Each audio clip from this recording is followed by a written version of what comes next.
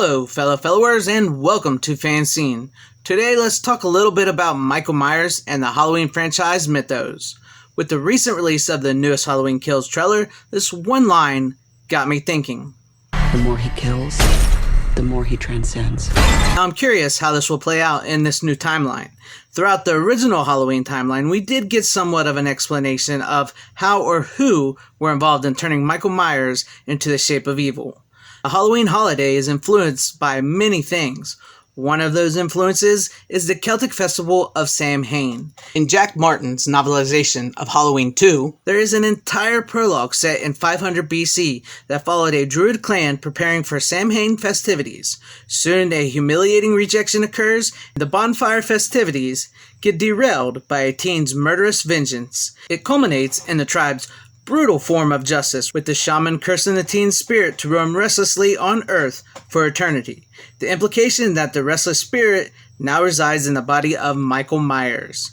This never made it into the film. However, Samhain is seen written in blood by Michael on a Haddonfield Elementary School blackboard. Dr. Loomis, soon after, muses on Samhain and the origins of Halloween. Samhain isn't evil spirits. It isn't goblins, ghosts, or witches. It's the unconscious mind.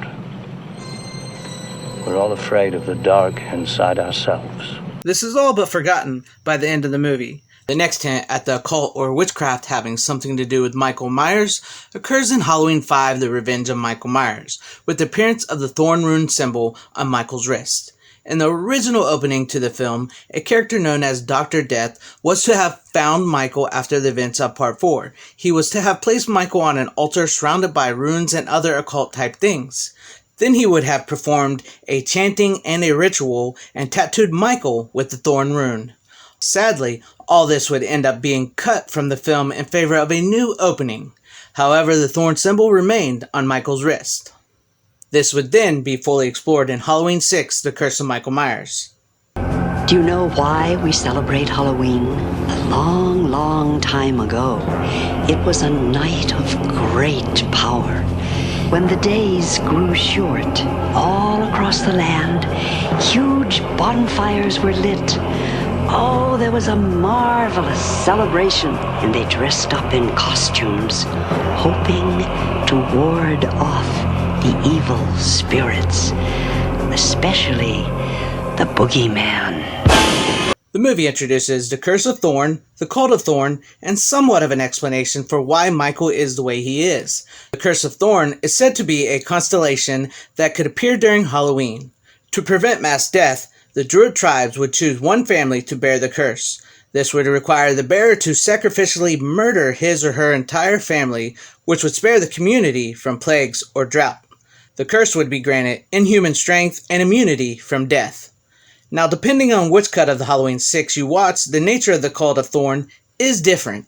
In the theatrical cut, the Smiths Grove Sanitarium crew are interested in harvesting and exploiting the power of the Thorn through DNA, becoming cult geneticists, relating the rune of Thorn to modern science and using Michael's DNA for their own experiments. They would use the women of the sanitarium by performing in vitro fertilization on them, with embryos artificially inheriting Michael's DNA. Jamie Lloyd, Michael's niece, her son Stephen was the result of these experiments. In the producer's cut, many Haddonfield residents are in fact the original Druid Cult of Thorn.